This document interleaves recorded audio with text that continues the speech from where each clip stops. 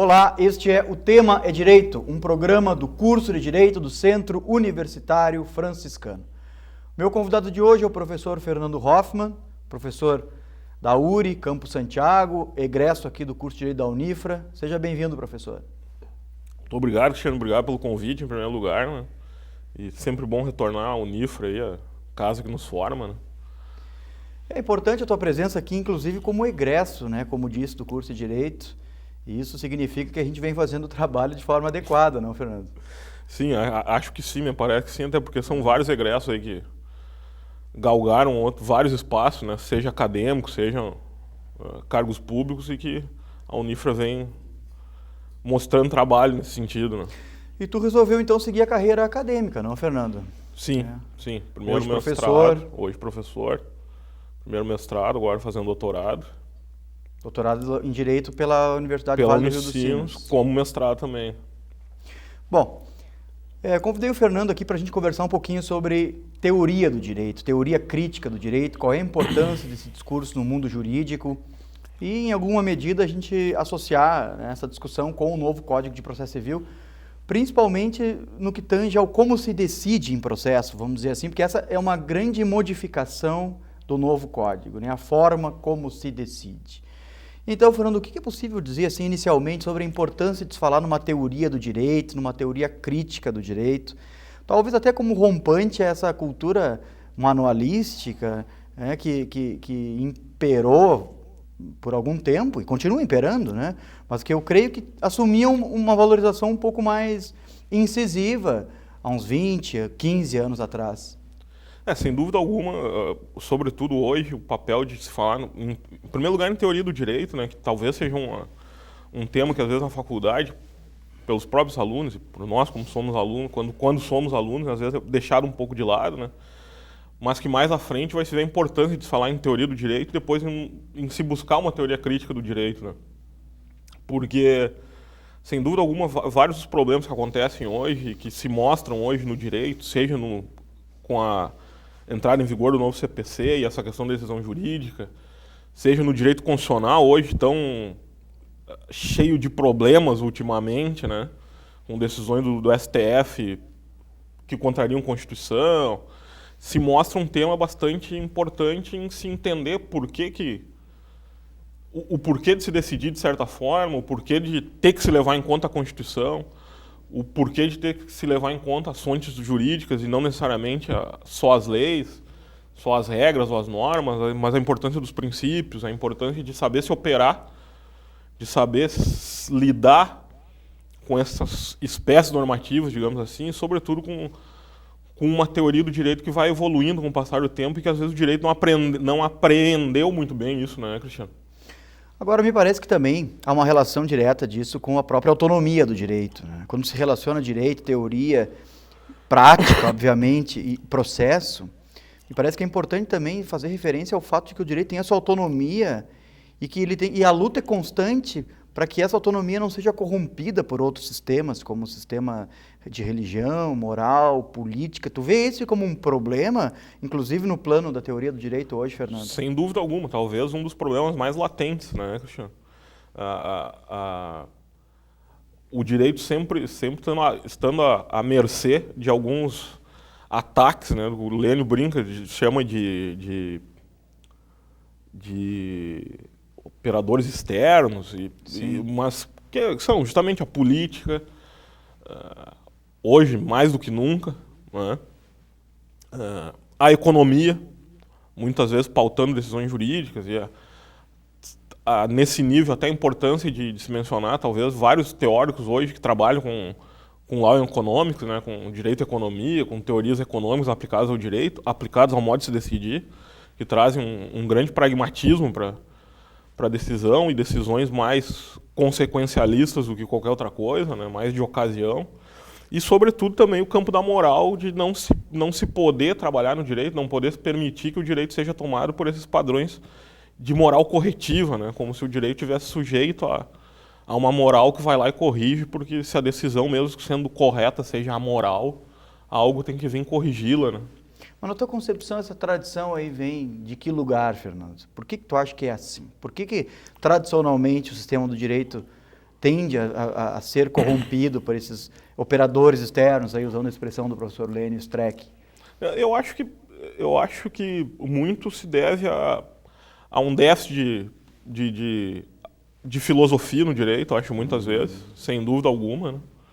De se perceber no direito a evolução que a filosofia teve com o passar do tempo, a partir da modernidade, fazendo uma limitação, né?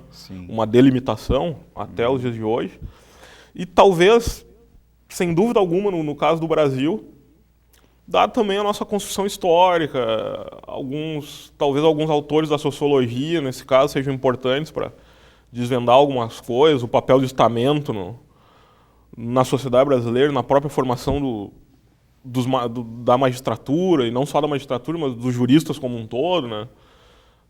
Tem aquele livro do Werneck, a cara da magistratura brasileira, se não me engano, esse é o nome. Corpo e Alma da Magistratura Brasileira, que é um livro bastante interessante.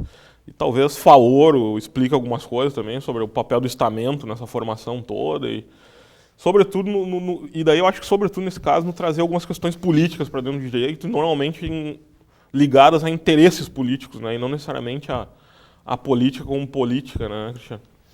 Não te parece que esse é um trabalho que deve começar na academia, Fernando?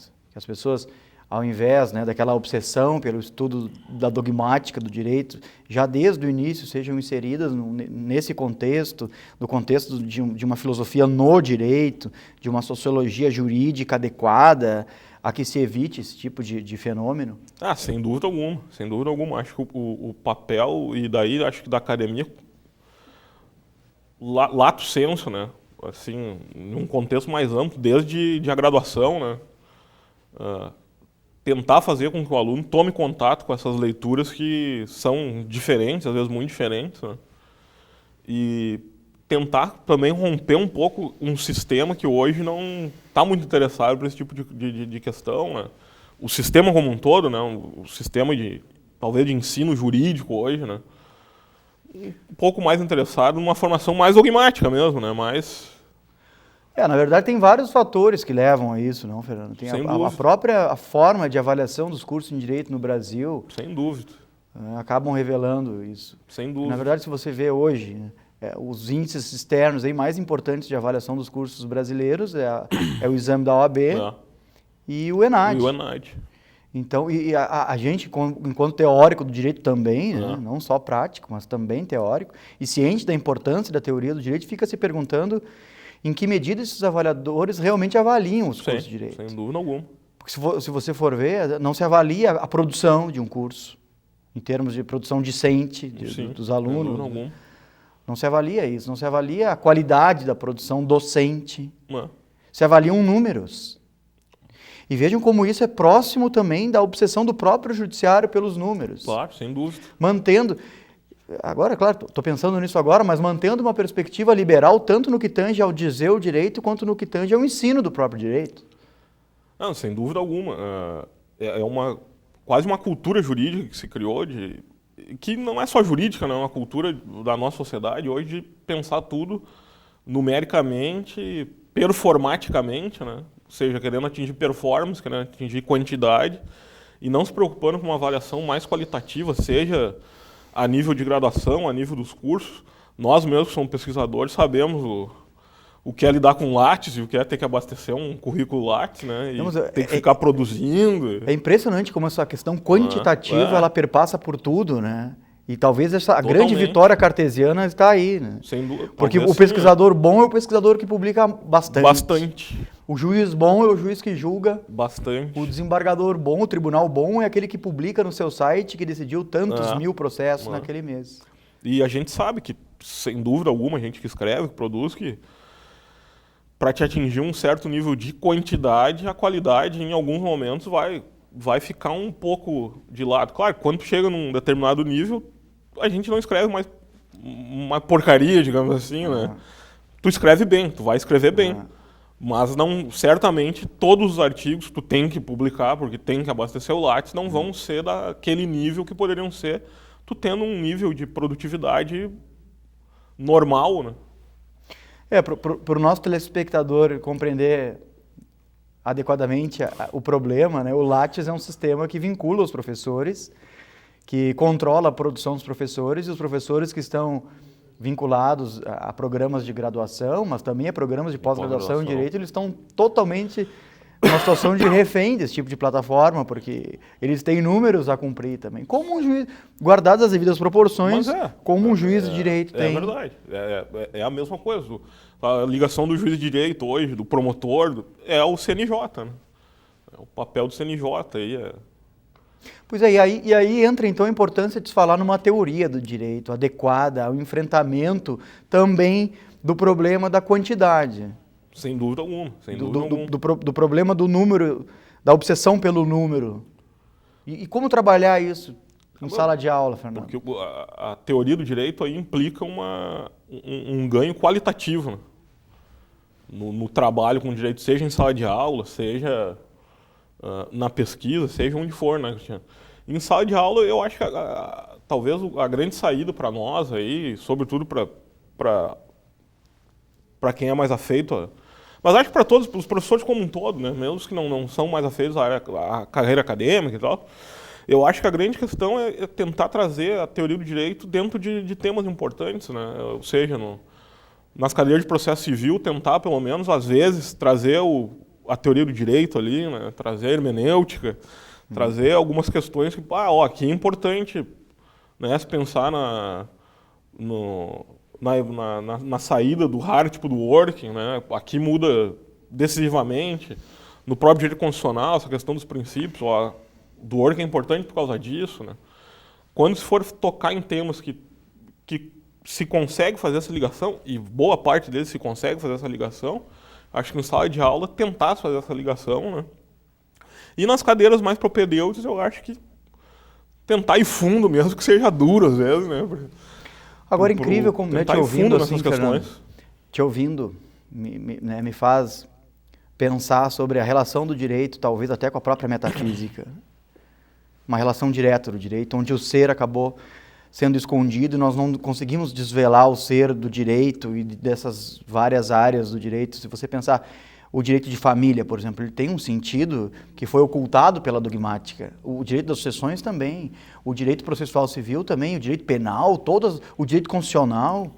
E talvez a grande missão do jurista hoje seja justamente em sala de aula, do jurista professor, conseguir transportar, conseguir trocar com os alunos a importância de se falar no desvelamento disso que foi oculto pelo direito enquanto ciência, pelo fenômeno da cientificação do direito. Claro que isso aconteceu, como tu mesmo dissesse, ali depois da modernidade, mas veja o tamanho do problema que a gente tem nas mãos para resolver. Sem dúvida alguma, o problema é bem maior do que se pensa e do que se quer mostrar às vezes, né? O problema é bem maior do que fazer um aluno aprender dogmática, né? Do que fazer um aluno estar pronto para um concurso, fazer um aluno estar pronto para assumir a carreira jurídica, seja como professor, seja como advogado, como magistrado. O buraco é bem mais embaixo, né, Cristiano? A dogmática ela tem a sua sofisticação, né? Ela é sofisticada em alguns setores. Sem dúvida alguma. Você pode escolher a área que você quiser do direito, que dogmaticamente, sem dúvida alguma. A gente está falando da questão textual, a questão mais crua do direito, ela tem a sua sofisticação em várias passagens. Agora, chega num momento que isso se torna insuficiente. Sim. E aí a importância de se falar numa teoria do direito, para se compreender o direito a partir de um paradigma, inclusive democrático, de direito, que é o postulado pelo texto constitucional. Sim, sem dúvida alguma. Porque esse déficit acaba se refletindo, esse déficit da dogmática acaba se refletindo em um déficit de democracia no direito, num déficit de constitucionalidade, muitas vezes, de se produzir muito, não se levando em conta a Constituição. E isso é bem... Bom, para o público, né?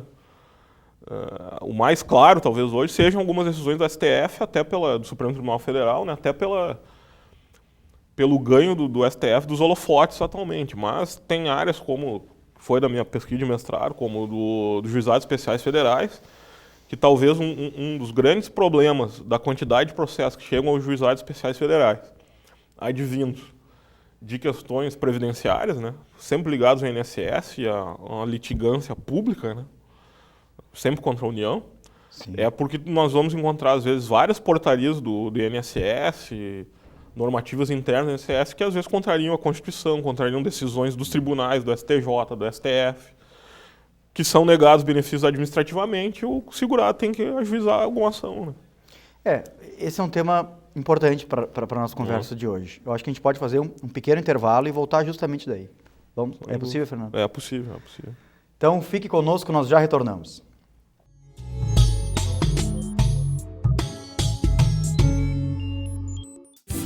Atitude pro meu futuro, com conhecimento transformar o mundo, no vestibular de inverno do Centro Universitário Franciscano. Vestibular de Inverno 2016. Inscrições até 6 de junho pelo Unifra.br. Prova única 4 de julho. Centro Universitário Franciscano, uma universidade para suas aspirações.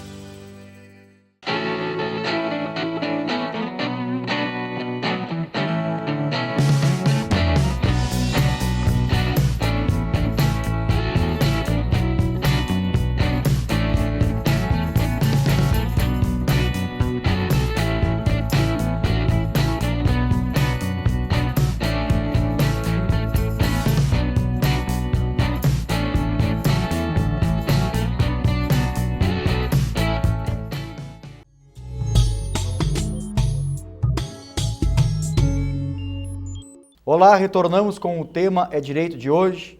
Este é um programa do curso de Direito do Centro Universitário Franciscano. Meu convidado, o professor Fernando Hoffmann, professor da URI, Campo Santiago, egresso do curso de Direito da Unifra, doutorando em Direito. Falávamos no primeiro bloco sobre a importância de falar numa teoria do direito, não, Fernando? Inclusive como forma de enfrentamento da obsessão por um estudo mais dogmático do direito, esse estudo preparatório para concurso público. Esse nunca foi o mote do curso de Direito da Unifra. Eu creio que quando tu estavas aqui, né, e quando tu é egresso desse curso, tu podes verificar isso. Seria importante ouvir assim, a tua percepção sobre o curso, não sei se tu consegue fazer uma relação da tua época com hoje, se mudou alguma coisa em termos de curso e em termos também de direito, obviamente. Né? Eu percebo uma modificação. Em primeiro lugar, realmente, sempre tive contato com professores que, né, aqui quando fazia, tu mesmo, né, que tentavam fazer isso que nós estávamos conversando no bloco anterior, né, ou seja, de trazer sempre em determinados momentos essa discussão que envolve teoria do direito, que envolve filosofia do direito, que envolve questões que são importantes, que são diferentes e que não estão muito afeitas a essa busca pela dogmática, essa formação para concurso. Então eu realmente sempre percebo isso. Isso foi decisivo até na minha escolha pela academia, né? Sem dúvida alguma. Sem dúvida alguma. Agora eu acho que talvez a grande mudança de quando eu estava na sala de aula, que eu percebo agora como professor, e não é querer dizer que seja pior ou melhor, mas é diferente. Talvez seja o nosso aluno. Talvez seja um aluno um pouco diferente que talvez hoje esteja um pouco mais interessado, até pelo que, como nós estávamos falando, o próprio sistema jurídico, a própria cultura jurídica hoje vem cobrando, num conhecimento mais dogmático mesmo, mais voltado para essa área. Claro que com exceções, e talvez aí esteja o papel muito importante, talvez mais importante ainda hoje, da academia e dos professores, de mostrar para o aluno que não é só isso, que isso é importante, por óbvio é importante. Agora, como essa questão... Mas que tem mais, né? Como essa questão da teoria, de uma teoria adequada do direito, uma teoria crítica do direito, né, ao século XXI, ao texto constitucional, como ela é importante. Nós acabamos de ter aí a entrada em vigência de um novo Código de Processo Civil. E ali tem várias expressões, tem toda uma principiologia que gira em torno de palavras cunhadas no plano da teoria do direito. Então, aquilo ali não é dogmática exclusivamente. Né? Se você parar para pensar, né, inclusive naquilo que serviu como mola do convite que eu te fiz para hoje, se a gente pensar no como se decide no Brasil depois do novo Código de Processo Civil, que entrou em vigência agora dia 18 de março último, a gente pode perceber que aquilo ali vem não de uma perspectiva dogmática. Aquilo ali vem de uma perspectiva do plano da teoria do direito. E aí, então, nós temos uma aplicação prática de como pensar direito a partir de um plano teórico associando com a prática, inclusive para tornar isso mais agradável para o aluno em sala de aula. Mas eu gostaria de te ouvir, Fernando, sobre essa nova estrutura aí de decisão no Brasil. O que te parece isso? Eu acho que tem, no mínimo, sobre a questão da decisão, o novo código, eu acho que tem, no mínimo, 3 questões importantes aí. No mínimo mesmo, né, Cristiano? Uma, a retirada do livre convencimento e do livre convencimento motivado, né? E se na prática isso realmente vai se mostrar factível, né? Vai se mostrar realizado. Né? É importante dizer que no código anterior, no código revogado, tinha o princípio do livre convencimento motivado do juiz. Significava que ele podia decidir, então, de forma livre, né? Sem estar vinculado. Justamente. O que no mais, às vezes, implicava um déficit de fundamentação bastante exagerado, né? Muitas vezes. Porque o próprio sistema e a literatura falavam em máximas da experiência, né? O juiz, diante de um caso em que não tem a lei solucionando, ele usaria das máximas da experiência, dos costumes, da analogia. Isso, em muitas situações, a gente percebia, servia como subsídio para velar arbitrariedades e decisões sem fundamentação. Sim, sem fundamentação, sem dúvida alguma. E a própria questão dos princípios gerais do direito, que dentro da evolução da teoria jurídica, da teoria do direito, né, hoje não teria mais lugar de falar em princípios gerais do direito. Né? Sim. Acho que num segundo momento, outra questão importante seria 2 artigos específicos, o 489, todos os seus incisos, né, e parágrafos. Porque no meu modo de ver, embora talvez não claramente como no 926, ali já aparece, de certa forma, o papel da integridade e da coerência trazido claramente no 926. Né? O 489 trata de uma série de imposições, de limitações ao juiz para proferir qualquer decisão, né, Fernando? É um artigo que vai dizer que não se considera válida, não se considera fundamentada qualquer decisão que deixar de observar aqueles parágrafos e aqueles incisos. E o 926 trata dos precedentes, que é um outro sistema importante também de vinculação. Né? Sim. O professor Lênio sempre falava que não se pode dizer qualquer coisa sobre qualquer coisa. Me parece que agora isso assume, né, uma outra dinâmica no novo Código de Processo Civil. Claro que se isso realmente vai acontecer, é muito cedo. Eu acho que a grande questão, e sem dúvida alguma nós vamos ter que esperar para ver como a prática vai agir, e talvez em algumas posturas já pareça que o horizonte não vai ser dos mais tranquilos, né, para se trabalhar com esses novos artigos, com essa nossa perspectiva que está totalmente ligada a uma teoria do direito compatível com o nosso tempo, né.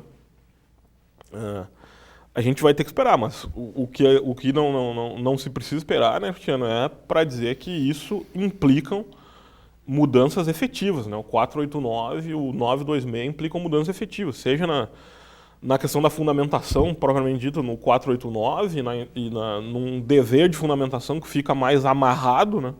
Justamente por todas essas prerrogativas para decidir que o juiz, que o magistrado vai ter que levar em conta a partir da leitura daquele artigo, né? Tanto no 926, na questão dos precedentes, onde vem estampado claramente a importância e o ter que se decidir para mudar para quebrar os precedentes, digamos assim, no direito brasileiro, a integridade e a coerência. E no 926, especificamente, já faz umas 3 semanas, já, se não me engano, até foi o professor Lênio, que eu vi ele compartilhando no Facebook, um artigo de um magistrado, não me lembro se um ministro do STJ ou algo assim, dizendo que a integridade que está lá no 926 não é a integridade do Word, que não tem nada a ver com aquilo. Quer dizer, que talvez já mostre que o horizonte não vai ser tão fácil de caminhar, né? Creio, Fernando, assim, que é fundamental a gente pensar, e veja para o nosso telespectador também refletir sobre isso. Essas palavras, coerência, integridade, verdade, são palavras que o direito se apropria a partir de um determinado momento da sua história. Vejam, agora vem um novo código trazendo as expressões coerência e integridade, que são expressões dworkinianas, são expressões da teoria do direito, de forma, às vezes, intuitiva, né? De forma, às vezes, ardilosa, mas vejam que são palavras oriundas de um plano que não é jurídico. A palavra verdade é uma palavra, talvez o grande problema da filosofia ocidental seja o problema da verdade, a palavra verdade. Como se alcançar uma verdade, né? A filosofia sempre esteve em busca disso, nas suas mais variadas manifestações e fases. Mas o direito ele não acompanha necessariamente esse mesmo ritmo. Então, ele pensa que se apropria de um momento filosófico específico. Se a gente fosse fazer essa relação hoje do direito com a filosofia, a gente precisaria de se ancorar na filosofia racionalista. Sim, né? sim. O direito não acompanha a filosofia da linguagem, ele não acompanha a transposição da filosofia do sujeito. Nós ainda estamos com um direito relacionado à época da filosofia do sujeito. Então, aí, isso, há que se fazer entender isso em sala de aula, explicar isso para os alunos, para que paulatinamente, é um trabalho de formiga esse, não, Fernando? Demora para que uma tradição seja construída nesse sentido, e que a gente possa, então, ultrapassar um paradigma que confunde texto com norma, que não realiza filtragem hermenêutica constitucional. Veja que a gente está falando de algo sério mesmo aqui, né? Sim, não, sem dúvida alguma. O déficit é um tanto grande, né, Cristiano? Sem dúvida alguma, a ligação do direito com essas áreas afins que se comunicam diretamente com ele e que vão nos dar o desvelamento mais próprio do fenômeno jurídico, né? Seja na área da filosofia, seja na área da sociologia. Isso tem a ver com as suas pesquisas do doutorado, em alguma medida, Fernando? Em alguma medida, sim, porque a pesquisa do doutorado, embora eu tenha saído desse meu começo, né, mais voltado ao processo, mais voltado à minha dissertação, é na área dos juizados especiais federais e, sem dúvida alguma, tem uma ligação com o processo, né, claramente. Era a importância a decisão, de certa forma, nos juizados especiais federais é a criação de gargalos, né, justamente por práticas quantitativas de decisão. Né? Sim. E no doutorado eu saio um pouco disso e vou para uma outra área, pesquisar sobre direitos humanos, sobre possibilidade de se buscar um novo ambiente para os direitos humanos, enquanto proteção de direitos humanos, para além do Estado, para além de concepções estatalistas, sejam de democracia, de cidadania, de uma série de coisas, e vou me fazer valer para isso, né? Vou me utilizar para isso de um teórico que não é do direito, que sequer no Rio tem alguns juristas que trabalham com ele, vários juristas trabalham com ele, mas que aqui como um todo no Brasil não é nem muito estudado no direito, não se vê muita ligação, que é o Antonio Negri, que é um filósofo político italiano. Tem boa parte das obras dele traduzidas para o português ou para o espanhol. E é um filósofo político bastante complexo e que traz coisas importantes para o direito.